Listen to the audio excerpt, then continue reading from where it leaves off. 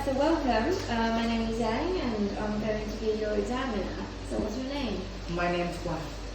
Right. How do you spell it? Quang. Okay. Right.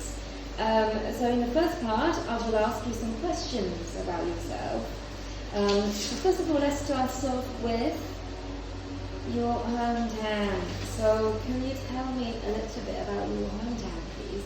Yeah, sure. I actually was born in Bình Dương. I was born and raised in Bình Dương. But my original town in central Vietnam, which is like, that is quite hard and humid place. Yeah. Okay. So what do you like about life there? I would have to say that there are lots of things going on in my city right now. It's just like, actually that is a beautiful city with lots of, like amenities that they could offer you whatever you need. Yeah, but back in my original hometown, I think it's more like the remote area. So there's nothing much to do there. So I would prefer to live in my city where I am living now. Okay.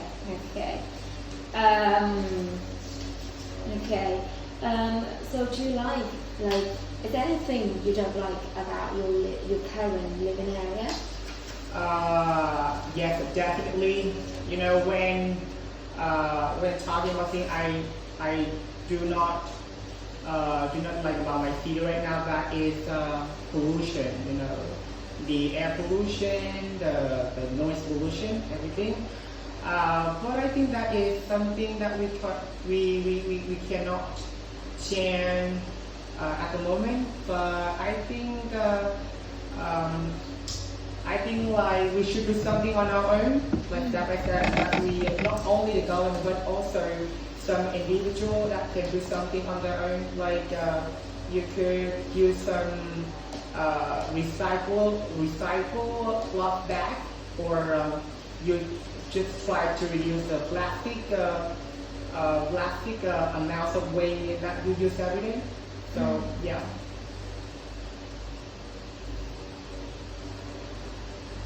Okay. What about, speaking of environment, do you often throw garbage? Yes, I did. I used to, like when I was young, I didn't know much about how it could how it could affect the environment. But when I'm fully aware of the disadvantage of doing the bad thing to the environment. I try to educate myself every day, and I have changed my habit, and I think like I am more like environment. Like I try to be like environmental friendly. Okay. So what sorts of garbage do you recycle?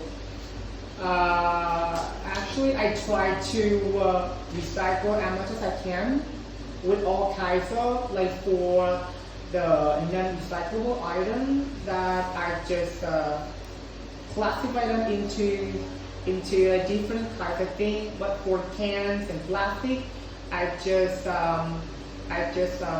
collect all of them together, and I just give them for all the recycle collectors, I would say.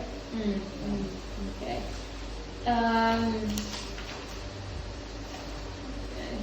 What's about making telephone calls?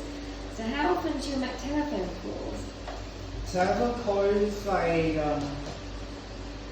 not quite often. I used to, but I'm not making phone calls very often now, because thanks to social media platform. So I just prefer to text because I think it's much more convenient for me to leave someone a message than just give them a call because I don't think they are available for a call like all the time.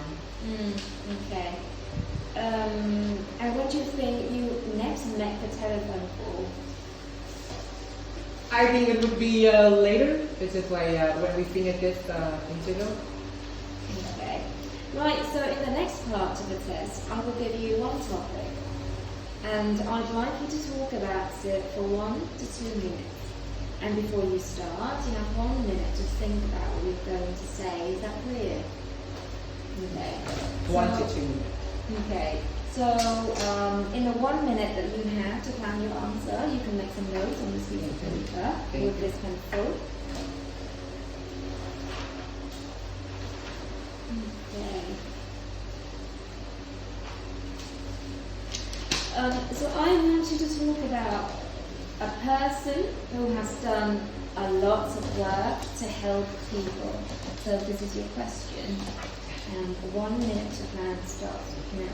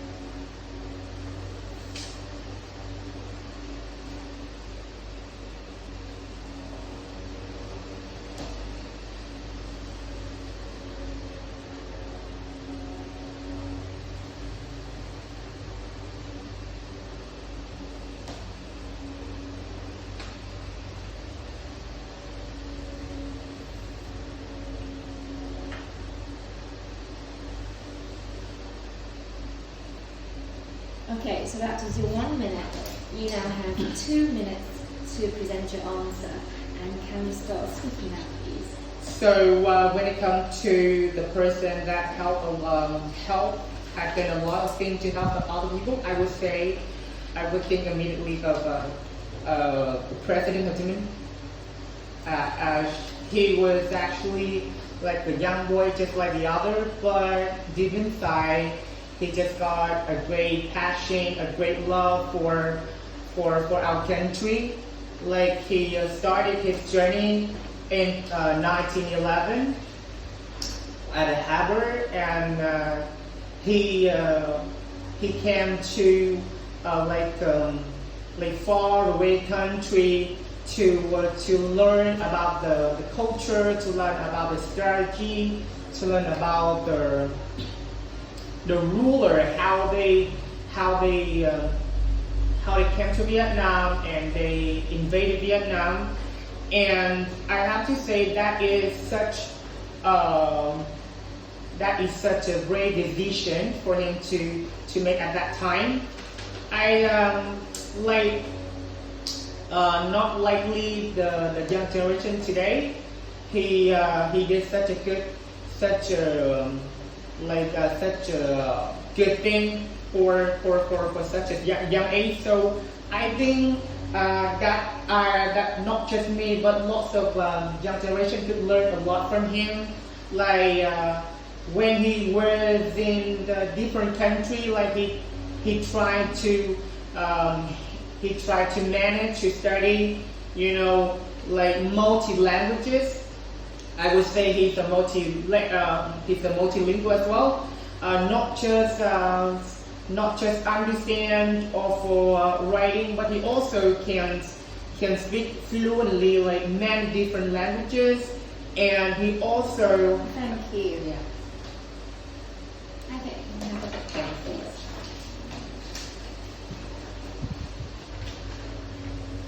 Okay. So, what are some of the ways people can help others in the community? I would say there are lots of ways to help to help other people and to help our community.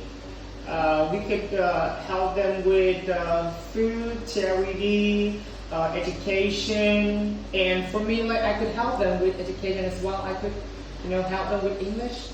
Mm-hmm. And why do you think some people like to help other people? I have to say, people like they always have like the golden heart inside, but sometimes they don't know what to do to help them properly, to help the others properly.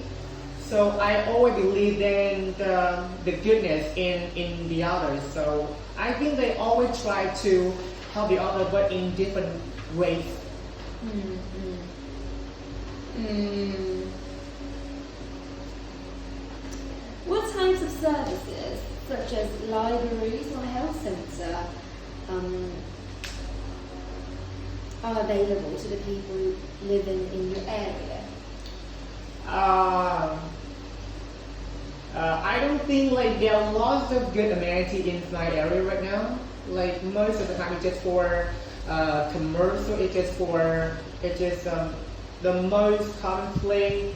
I think like they do not do it on the educational purpose or a good purpose. It's just for commercial.